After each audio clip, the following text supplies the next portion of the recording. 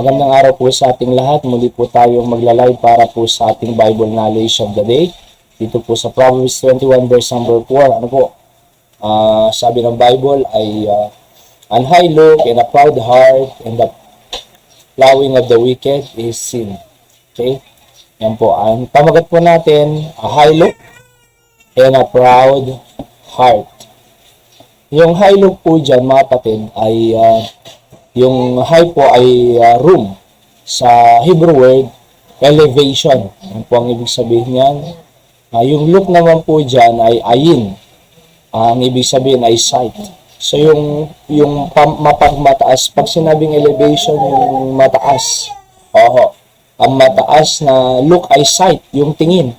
Ang mataas sa pagtingin or kumbaga ang ibig sabihin po niyan ay kung mataas ang pagtingin, yung na negative form na nililiit-liit mo yung tao at meron kang proud ka dahil sa mga accomplishment mo, marahil sa edukasyon mo, marahil sa mga meron sa yung material na bagay, kayamanan ng sanlibutan na ito.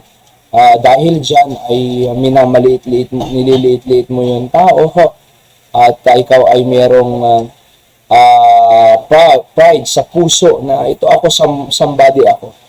So yun po yan. An high look and a proud heart, the Bible says, and the plowing of the wicked is sin. Kasalanan po yan, mga kapatid.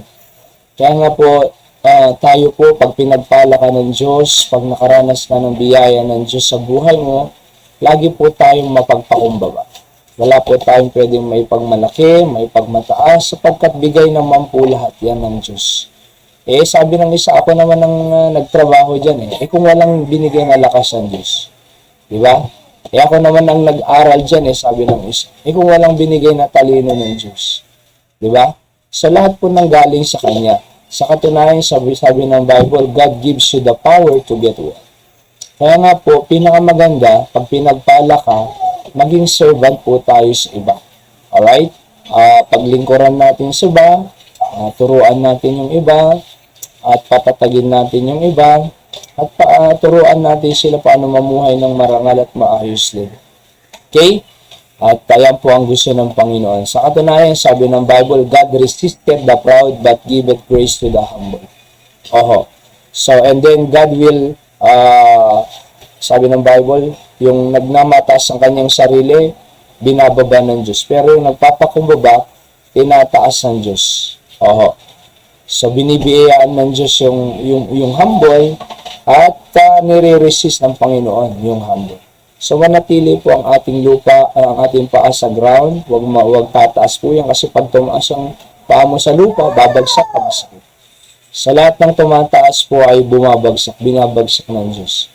Kaya pinakamaganda ay meron tayong magandang puso para sa ibang tao. High look. Yan po ang mundo Ang pagrespeto niya sa tao ay based sa kanyang edukasyon. Pag hindi nakatapos yung isa, nililiit-liit niya. Pero kung doktor yung isa, sir, ma'am ang tawag niya. Pag walang edukasyon, ay nililiit-liit niya. Yan po yung high look. Pinakamaganda, anuman uri ng tao, pare-pares tayo makasalanan, niligtas ng Panginoon, at meron tayong respeto at pag-ibig sa tao. Okay? Sa ating pong principles of the day, number 1, a high look is a horrible look. Number 2, a proud sight is sin. Alright, yan po ang ating Bible knowledge of the day. God bless po.